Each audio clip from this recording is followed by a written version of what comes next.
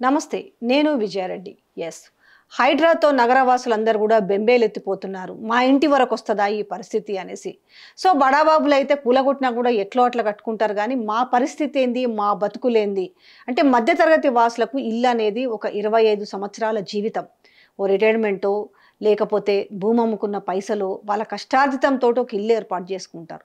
But ఇవాళ అది ఎఫ్టీఆర్లో buffer జోనో లేకపోతే నాలాల మీద ఉందనో చెప్పేసి ఇప్పటి వరకు వాళ్ళకి ట్యాక్స్ కట్టించుకున్నారు, ప్రాపర్టీ ట్యాక్స్ కట్టించుకున్నారు, కరెంటు బిల్లులు కడుతూ ఉన్నారు, నల్ల బిల్లులు కడుతూ ఉన్నారు, అన్నీ కట్టుకుంటూ పోతున్నారు. తీరా వచ్చేసరికి ఇప్పుడు ఇల్లు కూలగొడతామంటున్నారు. మరి నాలాలు సంరక్షించాలి, చెరువులను పునరుద్ధరించాలి, ఇవన్నీ చూస్తుంటే చెరువులు, కుంటలు, నాలాలు మరి ఇవన్నీ బాగుపరచుకోవాలంటే ఇవన్నీ కూలగొట్టాలి కదా అనేసి ఒకవైపు వినిపిస్తుంది. మరొక వైపు మరి సామాన్యుల పరిస్థితి ఏంటి? హై రైజ్ల అపార్ట్మెంట్స్లో కూడా వాళ్ళ జీవితాన్ని అంతా త్యాగం చేసి తాకట్టు పెట్టి ఒక విధంగా చెప్పాలంటే వాళ్ళు ఈఎంఐలు పెట్టుకొని ఇల్లులు కొనుక్కుంటున్న నేపథ్యం కనిపిస్తుంది. బట్ ఇవాళ 20-30 అంతస్తుల ఇల్లులు కూడా కూలగొడుతుంది హైడ్రా అని చెప్తున్న నేపథ్యంలో ఈ సామాన్యులు ఏం కావాలి? నాణానికి రెండు వైపులా కనిపిస్తుంది హైడ్రా. దీని గురించి మనకు క్లారిటీగా తెలవాలంటే మనతో ఉన్నారు రియల్ అడ్వైజర్ రఘునాథ్ రెడ్డి గారు మనతో ఉన్నారు. అసలు బోల్డ్ అని విషయాలు తెలుసుకుందాం, ఎందుకంటే కంపల్సరిగా ఇది ప్రతి ఒక్కరికి పనికొచ్చే వీడియో. ఇల్లు ఎక్కడ కొనాలి, ఎందుకు కొనాలి, హై రైజ్లో కొనాలా వద్దా, లేకపోతే జాగా కొనుక్కొని ఇల్లు కట్టుకోవాలా, ఇట్లాంటి ఎన్నో వాటికి మనం ఒక క్లారిటీ తెచ్చే ప్రయత్నం చేద్దాం. నమస్తే సార్. నమస్తే అండి. సో హైడ్రా వీళ్ళని వాళ్ళని అని కాదు, ప్రతి ఒక్కరిని ఇలా భయపెడుతుంది. ముఖ్యంగా రోజుకొక వార్త చూస్తుంటే ఇలా హై రైజ్లు చెరువుల్లో కట్టిరు, చెరువులు మొత్తం పూడ్చి కట్టిరు, లేదు ఒక 2 బ్లాకులు చెరువులోకి పోయినాయి, ఒక 2 ముందుకు వచ్చినాయి. బట్ చాలా వరకు హై రైజ్లు కావచ్చు, స్టాండ్ లోన్స్ అనేది మనకు చాలా తక్కువ వినిపిస్తుంది. అవునండి, అవును. ఈ హై రైజ్ విషయానికి వస్తే ఇన్వెస్ట్మెంట్ చేసుకునే వాళ్ళు కొంత భూ అమ్ముకోనో లేకపోతే కొంతమంది అయితే పర్సనల్ లోన్లు పెట్టుకొని కూడా, అంటే ఇలా 5,000కు కొంటే స్క్వేర్ ఫీట్ రేపు 12,000 అవుతుంది. ఈ నేపథ్యంలో ఈడంగా కడుతుంటే ఆడంగా బుక్ చేసుకున్న నేపథ్యం కనిపిస్తుంది కదా. ఈరోజు చెరువులో ఉన్నవి కానీ నాలాలు ఆక్రమించినవి కానీ సో అవి రేపు డెమాలిష్ అవ్వబోతున్నాయి అనేది ఈరోజు అందరినీ కలవరపెడుతుంది. మరి ఇలా అందులో కొనుక్కున్న వాళ్ళ పరిస్థితి ఏంది అనేది ఒక క్వశ్చన్ మార్కు. వీళ్ళకి న్యాయం ఎట్లా జరుగుతుంది? మేడం, ఇప్పుడు మీరు అడిగిన క్వశ్చన్ చాలా బాగుందండి. మనం కూడా ఈ ఇంటర్వ్యూస్లో ఇదివరకు కూడా విక్రియల ద్వారా చాలాసార్లు డిస్కస్ చేయడం జరిగింది. హైదరాబాద్కి అవసరము, హై రైజ్ అవసరమా లేదా అనే పాయింట్ కూడా మనం డిస్కస్ చేసాం, చాలాసార్లు డిస్కస్ చేసాం. తొందరపడి కొనొద్దని కూడా చెప్పారు. తొందరపడి కొనొద్దని చెప్పాము, దానికి చాలా ప్రికాషన్స్ తీసుకోవాలని చెప్పాము. కానీ ఏమైపోయిందంటే హై రైజ్ అనేటువంటిది ఇప్పుడు ఒక ఫ్యాషన్ అయిపోయి ఎన్ఆర్ఐస్, హెచ్ఎన్ఐస్ కొందరు ఏంటంటే ఆ వ్యూ పాయింట్ కోసం అనేటువంటిది బిల్డర్స్ ఏదైతే చెప్తున్నారో లేక్ వ్యూ అని, లేక్ ఫ్రంట్ వ్యూ అని, ఇట్లాంటి వ్యూస్ అనేది చెప్పడం వలన వాళ్ళు అట్రాక్ట్ అయిపోయి అక్కడ ఇన్వెస్ట్ చేస్తున్నారు. కానీ మీరనే పాయింట్ ఏంటంటే ఇది ఎలా ఉందంటే ఇది ఒక సింగిల్ పాయింట్లో చెప్పాలంటే కష్టం అండి. ఎందుకంటే ఇది ఒక నెక్సస్ అయిపోయిందనమాట. నెక్సస్ ఇన్ ద సెన్స్, ఇప్పుడు ఒక బిల్డరు ఒక 4 ఎకరాల్లో హై రైజ్ కడుతున్నాడు. ఫర్ ఎగ్జాంపుల్ లొకేషన్, మన లొకేషన్స్ కూడా మాట్లాడదాం. ఆ లొకేషన్లో కడుతున్నప్పుడు ఏంటి, లీగల్ డాక్యుమెంట్స్ వెరిఫికేషన్ అవుతుంది కదండి. ఆయన 4 ఎకరాల్లో 3 ఎకరాలు ఆయన సొంత ల్యాండ్, 1 ఎకరం కబ్జా చేశాడు అనుకుందాం. ఎఫ్టీఎల్లో ఉంది, నాలాలో ఉంది, అలాంటి ఏరియాలో ఒక 1 ఎకర్ ఉంది, 4 ఎకరాలు. దాన్ని రెగ్యులరైజ్ చేసుకున్నాడా లేకపోతే ఎలా అప్రూవల్ తెచ్చుకున్నాడు అనేది పాయింట్. తర్వాత అప్రూవల్ వస్తున్నది, విత్ ఇన్ డేస్లోనే అప్రూవల్ ఇస్తున్నారు. అంటే వెరిఫికేషన్ జరుగుతుందా లేదా అనేది క్వశ్చన్ మార్క్ అయిపోయింది కదండి. వెరిఫికేషన్ జరగకుండా ఎప్పుడైతే మీకు అప్రూవల్ ఇచ్చారో ఆ అప్రూవల్ని బట్టి బ్యాంక్ వాళ్ళు లోన్ ఇస్తున్నారు, వీళ్ళు కొంటున్నారు. అంటే ఎవరిని పెనలైజ్ చేయాలి? ఇప్పుడు లీగల్గా ఎవరు వెరిఫై చేశారు, ఆయన కరెక్టా కాదని ఆయన వెరిఫై చేయాలి. అప్రూవల్ అథారిటీ ఎవరు? హెచ్ఎండిఏ ఉన్నది, తర్వాత రెరా ఉన్నది, వాళ్ళు ఏం చేస్తున్నారు అది క్వశ్చన్ చేయాలి. తర్వాత బ్యాంక్స్ వాళ్ళు ఎలా ఇచ్చారనేది క్వశ్చన్ చేయాలి. ఇంకొక పాయింట్ ఏంటంటే మనం ఇంటర్వ్యూలో కూడా ఇదివరకు కూడా మాట్లాడుకున్నాం, ఏంటంటే బ్యాంక్ అప్రూవల్ అయినంత మాత్రాన అది లీగల్ సర్టిఫైడ్ కాదు అని మనం ఎన్నోసార్లు అన్నాం. సార్ అన్నారు. నేను ఇందులో ఒక పాయింట్, ఒక మధ్యతరగతి వాళ్ళ గురించి మాట్లాడదాం. ఇవాళ బడాబాబులు కట్టుకున్నారా, కూల్చుకున్నారా, అది మన జానర్ అసలు అవసరం లేదు. వాడికి 10 బిల్డింగ్లు పోయినా నష్టం లేదు. ఇలా మనం మాట్లాడుకునేది అంతా కూడా సామాన్య జీవితం. నాకు ఒక ఇల్లు ఉండాలి హైదరాబాద్లో, ఓ డబుల్ బెడ్రూమ్, త్రిబుల్, ప్రతి ఒక్కరి ఆశ, ప్రతి ఒక్కరి కల సొంత ఇల్లు. అవునండి. ఈ నేపథ్యంలో నేనున్నానండి, ఒక ఇల్లు చూస్తాను, సరే ఒక 60 70 కోటి రూపాయలు ఏదో అతను ఉద్యోగం చేస్తున్నాడు, లోన్ వచ్చే కెపాసిటీ ఉందా లేదా అని అతని మైండ్ సెట్కి ఆలోచిస్తాడు. కరెక్టా? అవును, ఎగ్జాక్ట్. నాకు డౌన్ పేమెంట్ ఉందా లేదా, నేను సర్దుకోగలనా లేదా, ప్లస్ లోను, ఇవన్నీ ఫస్ట్ పోయిన తర్వాత ఇల్లంతా మనం ఇది చేసుకున్న తర్వాత ఎవరి దగ్గరికి పోతామండి మనం? బ్యాంక్ దగ్గరికే కదా. అవును. బ్యాంక్ అతను ఇవన్నీ ఎంక్వైరీ చేసుకోవాలంటే సాధ్యమవుతుందా? బ్యాంక్ వాళ్ళు ఎంక్వైరీ చేసుకోవాలంటే సాధ్యం అవుద్దండి. వీళ్ళు ఇప్పుడు నేను కొనాలనుకున్న దాన్ని నాకు బ్యాంకు లోన్ వస్తే చాలు అనుకుంటాను, జనరల్గా అందరూ ఆలోచిస్తారు. అవును. కానీ ఈ రోజు ఏమంటున్నారంటే హైడ్రా కమిషనర్ రంగనాథ్, ఒకసారి మీరు కొనేటప్పుడు ఒకవేళ మీకు డౌట్ వస్తే మమ్మల్ని సంప్రదించండి అంటున్నారు. కానీ ఆ డౌట్ ఇంతకు ముందు ఎవరికి రాలేదు కదా అంటున్నాను. ఓకే. అంటే మేడం ఇప్పుడు మీరన్న పాయింట్ కరెక్టేనండి. ఇదివరకు ఎందుకు డౌట్ రాలేదు? హైడ్రా రాకముందు వరకు ఇదంతా బాగానే ఉంది కదా. ఇది వచ్చిన తర్వాతనే కదా అలజడి స్టార్ట్ అయింది. అప్రూవల్స్ వచ్చాయి. ఓకే, మీకు హెచ్ఎండిఏ అప్రూవల్స్ వచ్చాయి. Link set of the documents legalised okay అని సర్టిఫై చేశారు. బ్యాంక్ వాళ్ళు ఓకే అన్నారు. అన్న తర్వాత ఇట్స్ ఎ క్లియర్ ప్రాపర్టీ కదా మనం అనుకునేది. అలా బ్యాంక్ వాళ్ళు తీసుకుంటారు. ఇప్పుడు మనం కూడా కస్టమర్ పాయింట్ ఆఫ్ వ్యూలో ఆ విధంగానే తీసుకుంటాం కదా. మనం ఎందుకు డీప్కి వెళ్తామండి? మనకు తెలియదు కదా అది. ప్రతి ఒక్కరికి ఎట్లా తెలుస్తుంది చెప్పండి? ఇలాంటి ఇప్పుడు ఏమైపోయిందంటే బ్యాంకులను కూడా నమ్మే పరిస్థితి లేదండి. కుమ్మక్కైరు అనేది banks 100% banks, builders and government officials. ఇది నెక్సస్ అంటే ఇది ఒక త్రిచక్ర వ్యూహం అన్నమాట. ఇది 100% ఉంటుంటే కదండి జరిగేది. ఇప్పుడు ఫర్ ఎగ్జాంపుల్ అండి, బ్యాంక్స్ కూడా ఎలా లోన్లు ఇస్తున్నాయి చెప్పండి? కొన్ని షూరిటీస్ పెట్టిస్తున్నాయి మీకు. కొన్ని చెప్పాలంటే నేనున్నానండి, ఫర్ ఎగ్జాంపుల్ నాకు 1000 కోట్లు కావాలి, షూరిటీ పెట్టాలి కదా నాకు లోన్ రావాలంటే. నేను వేరే bank, third party bank surety ఇస్తుంది నాకు. అది ఎక్కడో ఉంటుంది బ్యాంక్, అది ఇక్కడ ఉండదు. ఆ బ్యాంక్ నుంచి షూరిటీ వస్తుంది. It is not in India, it is somewhere else out side. అది షూరిటీ ఇస్తే state bank of India Secunderabad branch వాళ్ళు లోన్ రిలీజ్ చేస్తున్నారు. అదొక ఛానల్లో వచ్చింది, నేను చెప్పాను. కానీ ఇలాంటి పరిస్థితుల్లో బ్యాంక్స్ ఏం చూస్తున్నాయి? నేను ఇంత డిస్పర్స్ చేయాలి, 1000 కోట్లు చేయాలి, 5,000 కోట్లు చేయాలి, టార్గెట్ బేస్డ్ వాళ్ళు వర్క్ చేస్తున్నారు. బ్యాంక్ ఎందుకు చేయదండి? కరెక్ట్గా స్క్రూటినైజ్ చేస్తే 100% అన్నీ బయటికి తీయవచ్చు. సింపుల్ అండి. Legal set of the documents మాకు ఇవ్వండి, వికీరియల్కి ఇవ్వండి. ఫస్ట్ మేము ఎలా చూస్తాము? హైదరాబాద్ ఏంటి, హెచ్ఎండిఏ లిమిట్స్ ఎక్కడ ఉన్నాయి, జోనింగ్ ఎక్కడ ఉంది, రెసిడెన్షియల్ జోన్ ఉందా, కమర్షియల్ జోన్ ఉందా, ఎఫ్టీఎల్స్ ఉన్నాయా, ఎక్కడేమున్నాయా అని వెరిఫై చేసిన తర్వాత సర్వే నెంబర్ బట్టే కదా ఉంటుంది. దాన్ని బట్టి మనం వెరిఫై చేయొచ్చు కదా. ఇక్కడ ఏంటంటే చూసి చూడనట్టు పోవడము, అప్రూవల్స్ ఇవ్వడము. ఇప్పుడు అన్నీ తెలిసినాయి కదా, గవర్నమెంట్కి అన్నీ తెలిసినాయి కదండి. ఇప్పుడు ఒక ఎక్స్ బిల్డరు 10 ఎకరాల్లో ఎఫ్టీఎల్లో కట్టిండు, 2 ఎకరాలు ఉంది, మిగతాది 8 ఎకరాలు అనేది కట్టాడని తెలిసింది కదండి. ఎలా తెలిసిందండి?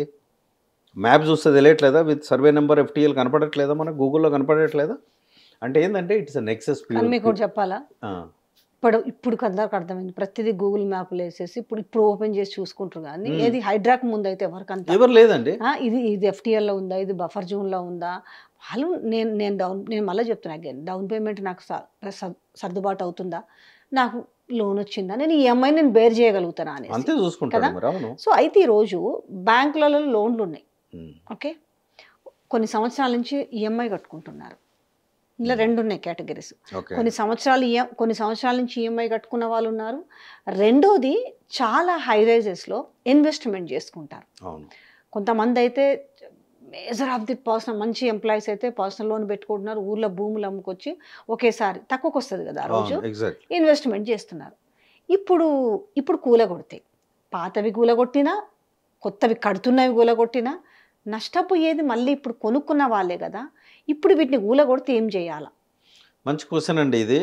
నా సలహా ఏంటంటే జనరల్గా వ్యూవర్స్ కూడా చెప్తున్నానండి, మీరు వీడియోను 1 కాదు 10 సార్లు చూడండి, ప్రతి పాయింట్ని అర్థం చేసుకోండి.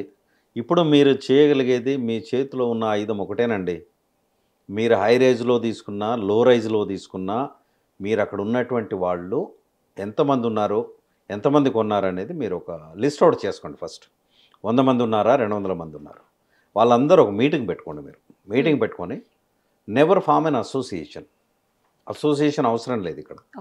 ఏమవుతుందంటే అసోసియేషన్ ఫామ్ అయితే ప్రెసిడెంట్ సెక్రటరీని ట్యాప్ చేస్తే అయిపోతుంది, మీరంతా ఏం చేయలేరు. ప్రెసిడెంట్ సెక్రటరీని నేను కంట్రోల్ తీసుకున్నానంటే మీరేం చేయలేరు.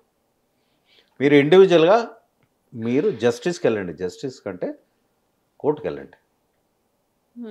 ఏమని, ఇలా ఉందండి మేము కొనుక్కున్నాము, ఈఎంఐలు కడుతున్నాము, ఇప్పుడు ఇది ఎఫ్టీఎల్లో ఉంది, బఫర్ జోన్లో ఉందని మాకు కూడా డౌట్ అనిపిస్తుంది, మాకు అన్ని అప్రూవల్స్ ఉన్నాయి కాబట్టి తీసుకున్నాము, ఈఎంఐలు కడుతున్నాము, కాబట్టి దీనికి బ్యాంక్ వాళ్ళకి మేము ఇప్పటి నుంచి ఈఎంఐలు కట్టము, మీరు మాకు పెనాల్టీ పే చేయాలి, మేము పెట్టిన దానికి ఇంట్రెస్ట్తో కూడా ఇవ్వాలనేసి బ్యాంక్స్ మీద వేయండి, అఫీషియల్స్ తర్వాత బిల్డర్ మీద కూడా. అప్పుడు హీట్ అనేది పుడుతుంది.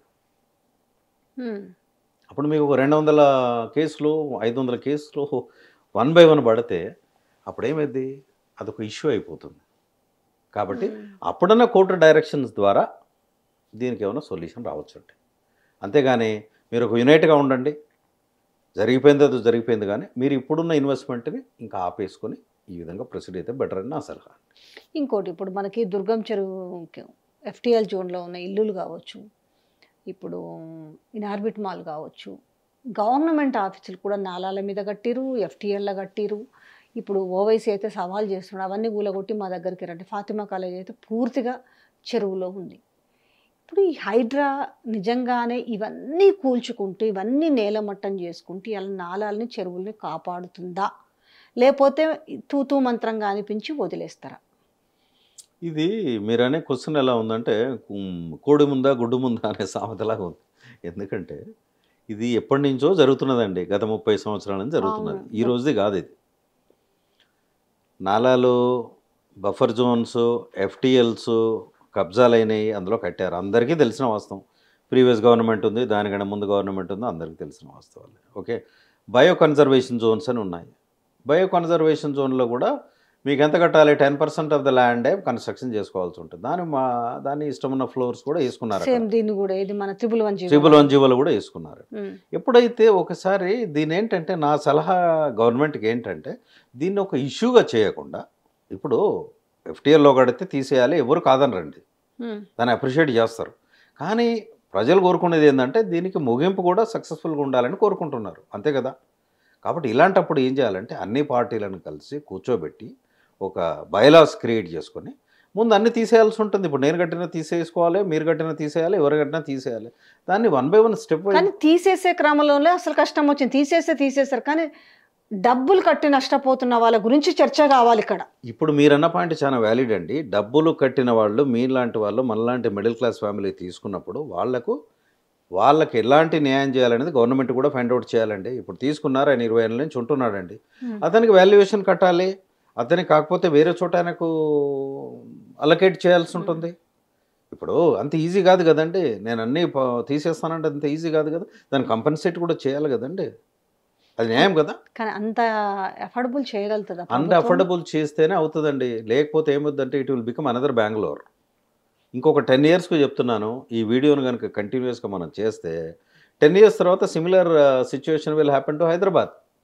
వర్షం పడితే ట్రాఫిక్ ఎక్కడిదక్కడ ఉన్నప్పుడు సిటీని నువ్వు నాలాలు ఎక్కడ ఉన్నాయి, డ్రైనేజ్ ఎక్కడ ఉంది, డ్రైనేజ్ పాయింట్స్ ఎక్కడికి వెళ్తున్నాయి, ఓకే, నాలాలు ఎక్కడికి వెళ్తున్నాయి, ఓకే, వాటర్ ఎక్కడి నుంచి డ్రైవ్ అవుతుంది, అది ఎక్కడికి వెళ్తుంది అనేది ఒక సిస్టమేటిక్ ఆర్కిటెక్ట్ ప్లాన్ కావాలండి. ఊరికే అంటే అవ్వదు, it's a long term process అండి. ఇప్పుడు రేవంత్ రెడ్డి గారు మొన్న బడ్జెట్లో 9,000 కోట్లు 10,000 కోట్లు హైదరాబాద్ డెవలప్మెంట్కి పెట్టారు, ఫైన్. ఇంకో 10,000 కోట్లు పెట్టండి, ఇంకో 15,000 కోట్లు పెట్టండి. దీన్ని స్లోగా రోడ్లు వైడనింగ్ చేసుకుంటూ, డ్రైనేజ్ సిస్టమ్ను డెవలప్ చేసుకుంటూ, ఇలాంటి చేస్తే it takes time, maybe 5 years plan, 10 years. కానీ ఒకటేనండి, ఇప్పుడు హైదరాబాద్లో మీరు అన్నట్టుగా ఎఫ్టీఎల్ జోన్లో కావచ్చు, బఫర్ జోన్లో కావచ్చు, నాలాల పైన కావచ్చు, ఇంకేమన్నా కావచ్చు, కట్టినవి కూల్చాలంటే 50% కట్టడాలు కనపడవు హైదరాబాద్లో. ఓకే, ఇప్పుడు బుద్ధ భవన్ ఉంది, ఏదైతే బుద్ధ భవన్ నాలా పైన కట్టారు, జిహెచ్ఎంసీ ఆఫీసు ఎఫ్టీఎల్లో ఉంది, రాజీవ్ గాంధీ విగ్రహం ఎఫ్టీఎల్లో ఉంది, సిసిఎంబి ఆఫీస్ ఎఫ్టీఎల్లో ఉంది, సెక్రటరియట్ ఎఫ్టీఎల్లో ఉంది. అంటే మీరన్న పాయింట్ మనము ఇవాళ డిగ్ చేసుకుంటూ వెళ్తే మీరన్నది వ్యాలిడ్ పాయింటే, నేను కాదనట్లేదు. గవర్నమెంట్ బిల్డింగ్స్ ఎఫ్టీఎల్లో ఉన్నాయంటున్నారు, దాన్ని వెరిఫై చేస్తూ ఇప్పుడు అవన్నీ మనం A to Z చేయాలంటే కూడా గవర్నమెంట్కు పాసిబుల్ కాదు, ఎవరికి పాసిబుల్ కాదండి. ఇప్పుడు ఎలా ఉండాలంటే మనకు 800-900 చెరువులు ఉండేనండి, ఇప్పుడు ఎన్ని చెరువులు ఉన్నాయి, ఉన్నదాన్ని మనం ఎట్లా ప్రొటెక్ట్ చేసుకోవాలనే తప్ప. క్యాన్సర్ వచ్చిందండి పేషెంట్కి, కొంతవరకు లెగ్కి వచ్చింది, యాంపిటేషన్ చేస్తారు, యాంపిటేషన్ అంటే కట్ చేస్తారు. అలాగే చేసుకుంటూ పోవాలి, కానీ ప్రతి ఒక్కటి కూలగొట్టాలంటే గవర్నమెంట్తో కాదు, ఎవరితో కాదు, అది కానీ ఇంపాసిబుల్. మరి సాచురేషన్ ఏంటి ఇప్పుడు కరెక్టే మీరు అన్నట్టుగా ప్రతి ఒక్కటి కూలగొట్టుకుంటూ పోవడం కాదు అన్నప్పుడు ఏ బేస్లో వెళ్ళాలి మరి ఈరోజు ఎన్కన్వెన్షన్ మీరు కూల్చేసారు ఏడా ఎఫ్టీఎల్లో ఉంది అనేసి చెరువుని అంటే 10 ఎకరాల్లో ఉన్న దాంట్లో బఫర్ జోన్లో కొంత చెరువు 3.5 ఎకరాల్లో చెరువులో ఉంది కబ్జా చేసిన అనేసి ఫైన్ కూలగొట్టిరు మరి అదే చెరువు చుట్టూ ఇంకా కట్టడాలు ఉన్నాయి కదా దాన్ని కూలగొట్టాలి కదా దుర్గం చెరువు ఎఫ్టీఎల్లో ఉన్నాయి కదా మరి ఇల్లులు మరి అవి అంటే ఏంటి వీటికి అని అంటున్నాను ఇప్పుడు కొన్నిటికి ఏమో అసలు సుప్రీంకోర్టు గైడ్లైన్స్ ప్రకారం చూసుకుంటే ఎఫ్టీఎల్ చెరువులల్లో వాటిలలో కబ్జా చేసి కడితే అవుట్ రైట్ కూల్చేయమని బట్ ఆ పరిస్థితి ఇక్కడ కనపడతలేదు మళ్ళీ ఇదే సుప్రీంకోర్టు వేరే రకం కూడా చెప్పొచ్చు బుల్డోజర్ ప్రతి చోటుకు వెళ్ళే పరిస్థితి కూడా లేదు ఇప్పుడు ఇదే దుర్గం చెరువు కింద మేము 30-40 ఏళ్ల క్రితం కట్టుకున్నామని చెప్తున్నారు. ఒకటండి లాలో ఎలా ఉంటుందంటే మీరు 30 ఏళ్ళు 40 ఏళ్ళ నుంచి కట్టుకొని మీరు హౌస్ ట్యాక్స్ పే చేస్తున్నారు, ఓకే, రోడ్ ట్యాక్స్ పే చేస్తున్నారు, there is a road tax also, you're paying road tax, అన్నీ పే చేస్తున్నప్పుడు you are entitled for the reimbursement legally as per the present norms. కాబట్టి దానికి ఎలా చేయాలంటే దీని కాంప్లికేషన్స్ పోకుండా నెంబర్ 1 ఏంటంటే రీహాబిలిటేట్ చేయాలండి, అక్కడ ఉన్నాయి కూడా తీసేయాలి. తీసేసినప్పుడు ఎవరు ఏంటి వాళ్ళకి ఎక్కడ మనము రీహాబిలిటేట్ చేస్తాము ఎక్కడ ఇస్తాము అనేటువంటిది కూడా వాళ్ళను కౌన్సిల్ చేయాలి ఇక్కడ. ఇదంతా కూడా బాగా లో మధ్య తరగతి వాళ్ళ గురించి అంటే సరే వాళ్ళకి ఏదో కట్టిచ్చేసి ఏదో అవేర్నెస్ క్రియేట్ చేసి వాళ్ళకి ఇచ్చేయచ్చు. ఓకే, ఈ హై రైజ్ల దాని మీద కొరడా జులిపించాల్సినంత అవసరం లేదా ఏడవడత అడగట్టుడు అన్నీ కూడా చూసుకుంటే చాలా ఉన్నాయి పేర్లు కొన్ని నాకు గుర్తుకు లేవు కానీ చెరువుల చుట్టూనే సగం చెరువులు ఆక్రమించి కట్టేసారు టవర్స్ లేపిరు మరి దీనికి ఇప్పుడు సొల్యూషన్ దొరకాలనేదే ప్రతి ఒక్కరు ఆలోచిస్తున్నారు. 100% అండి. హైదరాబాద్కు ఇప్పుడు ఏమవుతుందంటే గవర్నమెంట్ వేరియేషన్స్ వస్తున్నాయండి. It's very unfortunate. ఏమవుతుందంటే మీరున్నప్పుడు పవర్లో మీరు ఒక డెసిషన్, నేనున్నప్పుడు నేను ఒక డెసిషన్, ఒకటి కొన్ని యునానిమస్గా జరిగితే బాగుంటుంది. యునానిమస్కి ఇప్పుడు మీరు చేసిన దాన్ని నేను కంటిన్యూ చేస్తేనేమో ఆ రోడ్డు కరెక్ట్గా వెళ్తుంది. మీరు ఎంతవరకు వేసారు నేను డైవర్షన్ తీసుకొని పోతే అన్నట్టే ఉంది పరిస్థితి. హైరేజ్ బిల్డింగ్స్ ఎలా ఉన్నాయండి? హైరేజ్ అసలు హైదరాబాద్కి అవసరమా? 100 కోట్ల రూపాయలకి 100 కోట్లకి ఎకరం అనేది కరెక్టా? కాకపోతే హైదరాబాద్ ఏమైపోయిందంటే it has become total hype అన్నమాట. ఇప్పుడు చాలా యూట్యూబ్ ఛానల్స్ వాళ్ళు 10, 12, 15 కోట్లు పెట్టేసి హై రైజ్లల్లో డూప్లెక్స్ ఫ్లాట్లు 6 bedrooms 4 bedrooms లుక్ లైక్ ఇప్పుడు ఐరిష్ రాఘవ ఉంది రోడ్డుకే ఉంటుంది. రేపు అదంతా అయిపోయిన తర్వాత 30 feet రోడ్ కూడా వాళ్ళు కంప్లీట్గా వాళ్ళ దాంట్లోకి వేసుకుంటారు కదా, కొంటున్నారు కదా, వెనక ముందు చూడకుండా ఎట్లా కొంటున్నారు మరి? సరే మామూలు వాళ్ళకంటే తెలియదండి, నాకు ఇల్లు ఉంటే చాలనుకుంటారు, కానీ 10-12 కోట్లు పెట్టే వాళ్ళైతే కొంచెం అన్న ఆలోచించుకోవాల్సినంత అవసరం ఉందంటారా లేదా? 100% అండి. ఇప్పుడు ఇక్కడ నష్టపోయేది ఎవరు? మీ దగ్గర 10 కోట్లు లేవు, నా దగ్గర 12 కోట్లు లేవు. ఇవి ఉన్నది ఎవరి దగ్గర? NRIs, HNIs, high and business people. Okay, వాళ్ళు ఏం చేస్తున్నారు? ఫలానా XYZ కడుతున్నాడు, ఆయన బ్రాండ్ ఇమేజ్ ఇది, తీసుకోండి అంటే చేశారు. కాకపోతే ఏంటంటే నష్టపోయేది వాళ్ళే కదా. ఇప్పుడు ఈ హైరేజ్ బిల్డింగ్స్కు మాత్రం కరెక్ట్గా హైడ్రా అనేది వాటిని డెమాలిష్ చేయాలని కరెక్ట్గా అనుకుంటే మాత్రం యాజ్ పర్ లా ప్రకారం వాళ్ళు చేస్తే మంచిది. అది చేసినప్పుడు అప్పుడుకున్నటువంటి రిపర్కర్షన్స్ ఏంటి, ఆ ఉన్న బిల్డర్ కమ్యూనిటీ కూడా చాలా ఇన్ఫ్లుయెన్షియల్ కమ్యూనిటీ ఉంటుంది, మామూలు వాళ్ళు ఉండరు. కాబట్టి సరే వాళ్ళు ఎలాగున్నా వీళ్ళు ఎలాగున్నా కానీ ఆ కొన్న వాళ్ళకు న్యాయం చేయడం అనేది ప్రభుత్వం బాధ్యత కూడా ఉంటుంది. కాబట్టి కన్జ్యూమర్స్ కూడా ఇప్పుడు చాలా యాక్టివ్గా పార్టిసిపేట్ అవ్వాల్సి ఉంటుంది. ఇంకా వెయిట్ చేసే కంటే ముందే prevention is better than cure అన్నట్టు just go and put some complaints or some PIL, public interest litigation petitions, whatever it is, and get the justice from the high courts అన్నమాట. ఇప్పుడు 20 floors 30 floors 35 floors కూడా ఇప్పుడు కనీసం ఒక 20 floors ఉన్నది ఒక్కటి demolish చేసినా మిగతా బిల్డర్స్ మళ్ళీ కట్టడానికి అనధికారికంగా కట్టడానికి ముందుకొచ్చే అవకాశం ఉంటుందా మళ్ళీ మున్ముందు? ఈ పాయింట్ అంటే మీరు అన్నదానికి నేను చెప్పేది ఏంటంటే నేనే బిల్డర్ ఉన్నానండి. ఫర్ ఎగ్జాంపుల్ 30 అంతస్తులు కట్టాను, డెమాలిష్ చేస్తున్నారు, నేను కోర్టుకు వెళ్తా కదా. అవును నేను అప్లై చేశాను, నాకు అప్రూవల్ ఇచ్చారు, రెరా ఉంది, నాకు HMD అప్రూవల్ ఉంది, బ్యాంక్ లోన్స్ ఉన్నాయి, అన్నీ ఉన్నాయి, మరి నేను అందుకే కన్స్ట్రక్షన్ చేశాను, నాది ఫాల్ట్ లేదని కోర్టుకు వెళ్తాడు. కోర్టు స్టే ఇస్తే కదా దాన్ని ఆపేది. కోర్టు నుంచి స్టేలు తెచ్చుకుంటారు, ఆ కోర్టు కేసు నడుస్తూనే ఉంటుంది. కోర్టు అంతా ఇమీడియట్గా డెమోలిషన్ చేయమని ఇవ్వదు కదా. ఇప్పుడు వీళ్ళంతా కలిసి కూడా ప్రాబబుల్గా ఉండొచ్చు. ఈ బిల్డర్స్ అంతా ఒకటైపోయి అందరు పోయి ఆ, కోర్టు తలుపులు తట్టినా కానీ మరి ఇలా మాకు ఉందబ్బా మాకు ఇబ్బంది అవుతుందని అంటే కోర్టు మీకు ఇవే గైడ్ లైన్, మీరు ఆపండి వాటి గురించి లెటర్స్ వెరిఫై అంటే ఆగాల్సి ఉంటుంది. ఇప్పుడు ఏమైందంటే ముగ్గురు నెక్సెస్ కలిసి చేసుకున్నారు కదా, ఇప్పుడు ముగ్గురు ఎవరిది వాళ్ళే ఉంటారనమాట. సార్ ఇప్పుడు కొనుక్కునే వాళ్ళ పరిస్థితి, ఎందుకంటే ఇంతకు ముందు అంటే ఎఫ్టీఎల్, బఫర్ జోన్స్, నాలాల మీద ఇవన్నీ కూడా ఏం తెలియదు. ఈరోజు ప్రతి ఒక్కరికి కూడా ఆలోచన వచ్చింది, అమ్మో ఇదంటే దీని పక్కనే ఉంది, ఇదంటే దీని పక్కనే ఉంది అనేసి. ఇప్పుడు అన్ని కన్స్ట్రక్షన్లో ఉన్నాయి, ఆల్రెడీ ఫినిష్ అయినా ఉన్నాయి. అమ్ముడు పోని వాటి పరిస్థితి ఏంది? అమ్ముడు పోయి సగం సగం డబ్బులు కట్టుంటారు. వీళ్ళు వెనక్కా ముందుకు అన్నట్టుంటారా? ధైర్యంగా ముందుకు పోతారా? రేపు పరిస్థితి రియల్ ఎస్టేట్ పడిపోయే అవకాశం ఉందా? రియల్ ఎస్టేట్ ఆల్రెడీ పడిపోయిందండి, ఇంకేమీ లేదు. సింపుల్ ఈక్వేషన్, బయటికి చెప్పుకుంటున్నారు తప్ప రియల్ ఎస్టేట్ పడిపోయింది హైదరాబాద్లో. Very simple. మనం ఇదివరకు వీడియోస్లో కూడా చాలా చెప్పుకున్నాం. అవును, అప్పటికే పడిపోయింది అన్నాం, ఇంక ఈ పరిస్థితిలో ఇప్పుడు ఇంకా పడిపోయింది. ప్రతి కన్జ్యూమర్ కూడా, ప్రతి వ్యక్తి కూడా ఆలోచిస్తున్నాడు. హైదరాబాద్లో ఒకసారి జరుగుతుందని తెలిస్తే ఇది హైదరాబాద్కే పోదు న్యూస్, వరల్డ్ వైడ్ పోతుంది. ఇంటర్నెట్ యుగంలో it will go everywhere in the world. కాబట్టి ఇప్పుడు కొన్న వాళ్ళు ఉంటే మీరు దాన్ని డిసైడ్ చేసుకోండి, ఇష్టం ఉంటే వాపస్ తీసుకోండి. దానికి మార్గాలు, కోర్టు తలుపులు తట్టాల్సిందే, పోయి అడిగితే ఎవరు ఇవ్వరు. కాబట్టి కూల్గా ఉండండి, లీగల్గా ప్రొసీడ్ అవ్వండి. అలా చేసుకోవడం బెటర్ అండి నా సలహా. మోకిల్లాలో దాదాపుగా 1200 ఫ్లాట్స్కు సంబంధించి విల్లాస్, పలోమా విల్లాస్ అనుకుంటా, నిన్న మొత్తం నీళ్ళు వచ్చినాయి. వాళ్ళందరూ కూడా ఎక్కువ ఎన్ఆర్ఐసే ఉన్నారు. మేము అక్కడి నుంచి వచ్చి ఇక్కడ తీసుకుంటే ఇట్లుంటుందా, మమ్మల్ని ఇంత మోసం చేస్తారా, ఇట్లా చేస్తారా అనేసి నీళ్ళన్నీ మొత్తం సాగ్ అయిపోయినాయి. ఓ మోకిలా. ఇప్పుడు మీకు మోకిలా తీసుకోండి, నేను మోకిలా గురించి ఎన్నో సంవత్సరాలని చెప్తున్నానండి.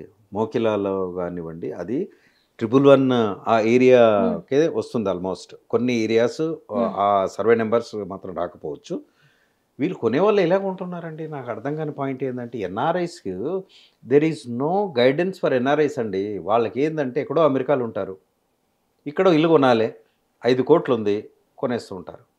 కాబట్టే వికిరియల్ అనేటువంటిది పిక్చర్లోకి వచ్చింది.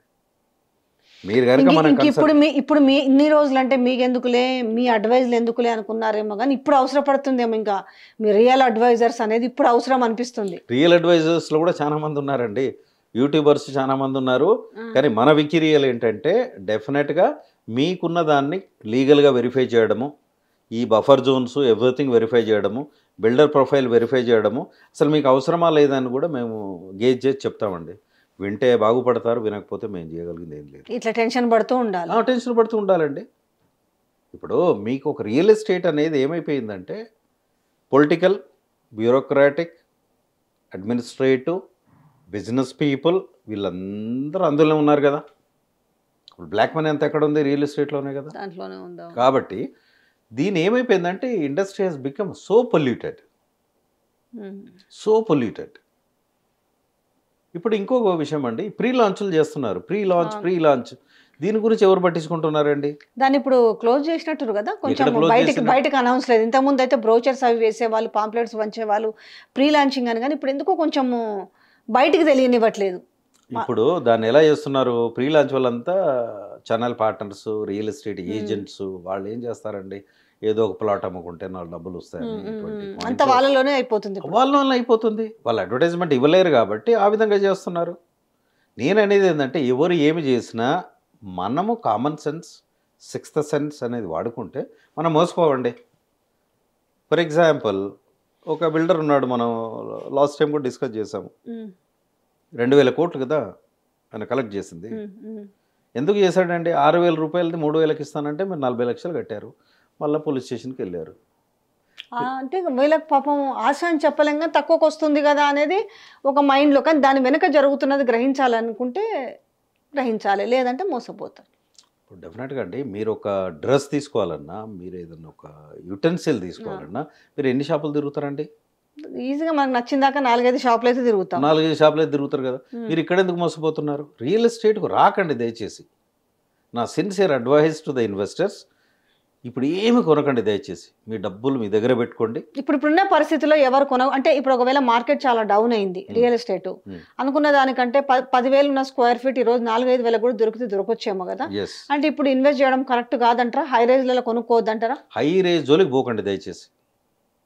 నాకు తెలిసి high rise buildings in Hyderabad approvals ఇచ్చారు, కానీ మీరన్న 1 or 2 బిల్డింగ్స్ కూడా మీరు ఏదో అన్నారు అక్కడ. ఇప్పుడు హై రైజ్ బిల్డింగ్స్ పర్మిషన్ ఎలా ఇస్తారు? ల్యాండ్ ఏరియా ఒకటి చూస్తారు, అవును. రోడ్ విడ్త్ చూస్తారు. Abutting road width 80 feet or 100 feet. GO number 86 అది మాడిఫైడ్ సమాదరి జీవో వచ్చింది, దాన్ని బట్టి ఇస్తారు. కానీ హైరేజ్ ఇచ్చినప్పుడు ఆ ఏరియాలో ట్రాఫిక్ కంజక్షన్ ఉందా, ఇప్పుడు ఎంత ఉంది, traffic movement per second, traffic movement per minute, okay, pollution ఏ రేంజ్లో ఉంది, వాటర్ ఎలా ఉంది, అక్కడ డ్రైనేజ్ సిస్టమ్స్ కరెక్ట్గా ఉన్నాయా లేవా, వాటర్ బాడీస్ రేపు వర్షం పడితే ఎటు పోతాయి, ఇవన్నీ చూసే కదా దానికి పర్మిషన్ ఇవ్వాల్సింది. మీరు పర్మిషన్ ఇస్తూ కూర్చుంటే ఒకవేళ వీళ్ళందరూ కలిసి ఇప్పుడు ఈ రోజు నష్టపోతున్న వాళ్ళు దీంట్లో అదే నాణానికి రెండు వైపులా ఉంది కోణం, ఒకవైపే కాదు. ఒకవైపు ఏమో వీటన్నిటిని కూడా అబ్జల్యూట్గా పునరుద్ధరించాలి, ఎవరు కాదనం, కాపాడుకోవాల్సిన అవసరం ప్రతి ఒక్కరిది ఉంది. హైడ్రా డెసిషన్ కూడా మంచిది అనుకుందాం. రెండో వైపు సామాన్యులు బలవుతున్నారు. ఇప్పుడు మెయిన్ వచ్చింది సరే, ఇండస్ట్రియల్స్ లేకపోతే కమర్షియల్స్ కూలగొట్టిరంటే వేరుంది. కానీ అలా ఒక్కొక్క దాంట్లో ఎంతమంది 100 మంది 200 మంది 300 మంది 400 మంది కొనుక్కున్న వాళ్ళు ఉంటుంటారు కదా. సో ఈ నేపథ్యంలో వాళ్ళు హైకోర్టు ఇంకా లేదంటే రేపు సుప్రీంకోర్టును కూడా ఆశ్రయించే అవకాశం ఉన్నట్టు కనిపిస్తుంది పరిస్థితులు చూస్తుంటే. ఇప్పుడు 100% అండి. ఇప్పుడు మీ దగ్గర నాకు జస్టిస్ కావాలంటే, యువర్ ఎ బిల్డర్, మీ దగ్గర జస్టిస్ కావాలంటే మీ దగ్గర పేమెంట్ అయిపోయింది, బ్యాంక్ లోన్ తీసుకున్నాను నేను, పేమెంట్ ఇచ్చాడు, ఈఎంఐ కడుతున్నాను, నేను మీ దగ్గరికి వస్తే మీరు డబ్బులు ఇస్తారా? ఎవరు కదా, మ్యాటర్ ఈజ్ ఓవర్. బ్యాంక్ అయినా ఏమంటాడు, ఒక చెక్ బౌన్స్ అయిందంటే అదే కదా నోటీసులు పంపిస్తాడు కదా. ఇలాంటి పరిస్థితుల్లో ఫైనల్గా నష్టపోయేది బ్యాంక్స్ అండి. వీళ్ళు ఎవరైతే నష్టపోతారు, వీళ్ళు ఏదో ఇప్పుడు మీరు తీసుకున్నారు 10 months నుంచి 1 year నుంచి కడుతున్నారు, ₹1,00,000 అంటే 12-20 లక్షలు కట్టారండి. ఓకే, మీరు ఇప్పుడు ఆపేసేసి మీరు కనుక కోర్టు తలుపులు కనుక తడితే యునానిమస్, ఒకరిద్దరు కాదా, ఉన్న వాళ్ళందరూ కనుక తట్టినప్పుడు ఎవరి మీద, మీరు ఇక్కడెక్కడ administrative and builder and banks మీద ఎప్పుడైతే తీసి బ్యాంక్ను కూడా మీరు I want my payment, okay ఇది కట్టిన పేమెంట్ రీపేమెంట్ చేయమని, రీపేమెంట్ అలాంగ్ విత్ ఇంట్రెస్ట్ అని కూడా పెట్టొచ్చు. కానీ తర్వాత వీళ్ళకు మళ్ళీ లోన్స్ వచ్చే అవకాశం ఉంటుందా? ఇట్లా జరిగిన నేపథ్యంలో ఈరోజు కోర్టులకు పోయి బ్యాంకుల మీద కూడా వేస్తే వీళ్ళు నెక్స్ట్ ఫర్దర్గా మళ్ళీ లోన్స్ పెట్టుకుంటే వీళ్ళకి వచ్చే అవకాశం ఉంటుందా? ఇప్పుడు ఒకటండి, కుచ్ పానీకి వెళ్ళి కుచ్ కొనా పడతా అన్నట్టు, అసలు ఇక్కడ ప్రాబ్లం వచ్చిందంటే నాకు మందు వేసుకోవాలి, కానీ రేపు ఇంకేమొస్తుందంటే మనం ఆలోచించే టైం లేదండి. కాబట్టి నేనేమంటున్నాను, బ్యాంక్స్ ఆర్ లూజింగ్. బ్యాంక్ కూడా మరి రెండు రకాలుగా నష్టపోద్ది కదా. 1,00,000 కోట్లు నష్టపోయే పరిస్థితులు ఉంది బ్యాంక్స్. మోర్ దెన్ దాట్, అది ఎవరిది? పబ్లిక్ సొమ్ము. మారటోరియం విధించాలి. ఇప్పుడు డెమాలిష్ చేసింది అనుకోండి, for example X builder demolish అయిపోయింది, దానికి బ్యాంక్ పరిస్థితి ఏంది? ఇప్పుడు మీరు నేను కట్టంగా తీసుకుంటే హూ ఈజ్ లూజింగ్? ఒక్కొక్కరు దాదాపుగా ఇప్పుడున్న నేపథ్యంలో 20-30 లక్షల పరిస్థితి కూడా దాటి 1-2 కోట్లు లోన్ ఇస్తున్నారు. 80% 90% లోన్ ఇస్తున్నారు. సాఫ్ట్వేర్స్ వాళ్ళకి ఇన్కమ్ 2-3 lakhs ఉన్న వాళ్ళకి 2 crores లోన్ ఇస్తున్నారు. సో ఇప్పుడు ఇక్కడ డబ్బులు అక్కడ చెల్లించిండు బిల్డర్కి, ఇంటికి చెల్లించిండు, ఇల్లు చూస్తే ఇల్లు లేదు, ఈయన చూస్తే కోర్టుకు పోయిండు. కానీ బ్యాంకర్స్ ఇంకా నుంచి ఇప్పుడు రాబోతున్న వాటికి జాగ్రత్తలు వహిస్తాయా? ఎందుకంటే మనం ఒక అపార్ట్మెంట్ కొనడానికి, ఒక ఫ్లాట్ కొనడానికి పోతే పలానా బ్యాంకులో మేము ఇప్పిస్తామని చెప్పేస్తారు, ఒక పంజాబ్ నేషనల్ బ్యాంకో లేకపోతే ఇంకోటో చెప్తున్నారు కదా. ఇప్పుడు బ్యాంకులు జాగ్రత్తలు తీసుకునే అవకాశం ఉంటుందా? బ్యాంక్స్ జాగ్రత్తలు తీసుకోక తప్పదండి. బ్యాంక్స్ ఏమైపోయినాయి అంటే, బ్యాంక్స్ కూడా ఏంటంటే మనీ లెండింగ్ చేయాలి కదా వాళ్ళకి. మనకి 5% మనకి ఇంట్రెస్ట్ పే చేస్తారు, వాళ్ళు 9% 10% వాళ్ళు, అదే కదా బ్యాంక్ బిజినెస్. ఇది ఏమైపోయిందంటే బ్రాండ్ బట్టి వాళ్ళు ఇస్తున్నారండి. మీకు నాకు లోన్ ఇవ్వరు కదా వాళ్ళు. Brand X brand, Y brand, Z brand, దానికి ఇస్తున్నారు. నేను కొన్ని బిల్డర్ పేరు చెప్పగానే వాళ్ళకి మొత్తం మాటకి. బ్యాంక్ ఎలా ఉంటుందంటే, రియల్ ఎస్టేట్ బిజినెస్ అనేది, మీరు ఒక ల్యాండ్ ఉంది 10 acres ఫర్ ఎగ్జాంపుల్, డెవలప్మెంట్కి తీసుకున్నాం మీ దగ్గర నేను, ఓకే, మీ ల్యాండ్ నేను తీసుకున్నాను, మీకు అన్నీ 2,000 అపార్ట్మెంట్లు అంటే మీకు కొన్ని అపార్ట్మెంట్లు ఇస్తానన్నా మనం చేసుకున్నాం, దాన్ని పెట్టేసుకొని నేను అప్రూవల్ తెచ్చుకుంటా, అప్రూవల్ కాస్ట్ పెట్టేసుకుంటా, నేను ఒక కన్స్ట్రక్షన్ కంపెనీకి దాన్ని ఇచ్చేస్తాను, బ్రోషర్ రిలీజ్ చేసేస్తాను, ఓకే, అన్నీ ఉన్నాయి, bank approval, everything approved by XYZ bank, okay. అప్పుడు ఏం చేస్తాను నేను, బ్యాంక్కి మార్టగేజ్ చేస్తున్న ఎంటైర్ బిల్డింగ్, ఎవరు కొన్నా మీకే లోన్ వస్తుంది, వాళ్ళు మీకే లోన్ తీసుకుంటారు, మీకు పే చేస్తారండి, మొత్తం 1000 కోట్లు నేను తీసుకొని కడుతున్నాను. ఒక 100 కోట్లు ఉంటే మనం 2,000 కోట్ల బిజినెస్ చేయొచ్చు. We can do 20 times. కాబట్టి ఏమవుతుంది, బ్యాంక్స్ కూడా నష్టపోతాయి ఈ రోజుల్లో. కాబట్టి బ్యాంక్స్ కూడా రేరా చివరిగా ఒక ప్రశ్న, ఇప్పుడు ప్రతిదానికి ఇప్పుడున్న హై రేజులు అన్ని రేరా అప్రూవల్ ఏంది అవ్వదు, ఈ రేరా మీద ప్రభుత్వం ఎందుకు కన్నేసి పెట్టట్లేదు మరి? ఇప్పుడు that is very very unfortunate అండి, వెరీ వెరీ అన్ఫార్చునేట్. అసలు రేరా అనేది ఇదివరకు ఎప్పటి నుంచి కూడా అది కరెక్ట్గా లేదండి. అది it is not operating as required. ఏంటి రేరాకి ఏంటి, డాక్యుమెంట్స్ ఇవ్వగానే అప్రూవల్ ఇచ్చేస్తుంది, నెంబర్ ఇచ్చేస్తుంది. రేరా యాక్టివ్ ఒకటి మీరు తీసుకోండి, బాంబేలో తీసుకోండి, ముంబైలో, you see RERA in Chennai, they are very strict. Inspection చేస్తారు, 1-2 సార్లు ఇన్స్పెక్షన్ చేస్తారు, అవన్నీ వెరిఫై చేస్తారు, అప్పుడే గల వాళ్ళు సర్టిఫై చేస్తున్నారు. అంటే వీళ్ళు ఏంటంటే గో బై ద బ్రాండ్. ఆయన ఎక్స్వైజెడ్ బ్రాండ్ ఇచ్చాడు కాబట్టి చేసేస్తారు. వితిన్ 1 వీక్ 10 డేస్లో అప్రూవల్ ఇచ్చినప్పుడు వాళ్ళ వెరిఫికేషన్ ఎక్కడ ఉంటుందండి? కాబట్టి వెరీ అన్ఫార్చునేట్ అండి. మనం డిస్కషన్ ఎంత చేసినా కానీ ఇప్పుడు కోడి ముందా గుడ్డు ముందా అనే. సో ఒకటి, ఇప్పుడైతే మీరు ఇన్వెస్ట్ చేసే వాళ్ళైతే మాత్రం జాగ్రత్తగా ఉండాల్సిన అవసరం అయితే ఉందని ఇంతకు ముందు చెప్పినాం, ఇప్పుడు చెప్తున్నామంటే హై రేజ్ జోలికి దయచేసి పోకండి. నా హంబుల్ రిక్వెస్ట్, మీరు దయచేసి పోకండి. మీరు కొనుక్కోవాలనుకుంటే, నిజంగా ఈరోజు కొనుక్కోవాలంటే కూడా చాలా ఉన్నాయండి. మీరు ఫస్ట్ ల్యాండ్ వెరిఫికేషన్ చేసుకోండి, ఒక సర్వే నెంబర్ను చూడకండి, చుట్టూ సర్వే నెంబర్స్ ఏంటి వెరిఫై చేయండి. ఇఫ్ యూ వాంట్ మా దగ్గర రండి, వికీలర్ విల్ హెల్ప్ యూ. ఓకే, తర్వాత అప్రూవల్ ఎలా వచ్చింది, బిల్డర్ ప్రొఫైల్ ఏముంది, ప్రతి కన్స్ట్రక్షన్ కూడా వెరిఫై చేయండి. మీకు కార్పెట్ ఏరియా ఎంత ఇస్తున్నారండి, కార్పెట్ ఏరియాకు వాళ్ళు ఇచ్చే బ్రోషర్లు ఉన్నదని కరెక్ట్గా ఉండట్లేదండి. I'm not blaming the builders, all the builders, no way, but it has become so unorganised. దీనికి గవర్నమెంట్ చాలా టైట్గా ఉండాలి, చాలా రెస్ట్రిక్షన్స్ పెట్టాలి, అప్పుడే మనం దీన్ని ముందుకు తీసుకెళ్ళగలుగుతాం. కాకపోతే ఆఫీసర్స్ కూడా ఏంటంటే authority at the same time responsibility feel అవ్వాలి. బ్యాంకర్స్ కూడా చాలా ఆలోచించి ఇవ్వాలండి. ఇష్టం వచ్చినట్టు ఇస్తే మాత్రం వాళ్ళు కూడా నష్టపోతారు, మనం చేయగలిగేది లేదు. ఇదండి విషయం. థ్యాంక్ యూ సో మచ్ అండి, చాలా విషయాలు చెప్పారు. ఈ ఇంటర్వ్యూ నుండి ప్రతి పాయింట్ మీకు అర్థమవుతుంది. నష్టపోయే వాళ్ళు ఏం చేయాలి, నష్టపోతున్న వాళ్ళు ఏం చేయాలి, బ్యాంకర్స్ ఏం చేయాలని చాలా క్లియర్గా మంచి ఇన్ఫర్మేషన్ అయితే ఉంది. థ్యాంక్ యూ సో మచ్ అండి. నమస్తే. ప్రతి ఒక్కరు ఇంటర్వ్యూ చూడాలని కోరుకుంటున్నాను, ఎందుకంటే చాలా మందికి డౌట్స్ ఉన్నాయి, ఇప్పుడు భయంతో ఉన్నారు, మా ఇల్లు ఉంటుందా పోతుందా, ఏంది పరిస్థితి, నా ఈఎంఐలు ఏంది పరిస్థితి, ఇవన్నీ కూడా అందరికి ఒక చక్రబంధం లాగా అయిపోయింది, ఏం చేయాలని సుడిగుండంలో. ఈ ఇంటర్వ్యూలో కంటే ముందు కూడా మనం చెప్పామండి, ఇంకో పాయింట్ కూడా ఏంటంటే, మీరు ఎక్కడైతే తీసుకుంటున్నారో దానికి ఒక 10 కిలోమీటర్స్ రేడియస్ తిరగండి దయచేసి. ఓకే, మీరు 10 కిలోమీటర్స్ రేడియస్ తిరిగితే రోడ్స్ ఎలా ఉన్నాయి, అక్కడ ఏమైనా నాలాస్ ఉన్నాయా, గ్రేవ్యార్డ్స్ ఉన్నాయా, కుంటలు ఉన్నాయా, వర్షం వస్తే ఏమయ్యే పరిస్థితి, ఇవన్నీ మీరు గమనించక డెసిషన్ తీసుకోమని కోరుకుంటున్నానండి. Thank you so much. నమస్తే అండి.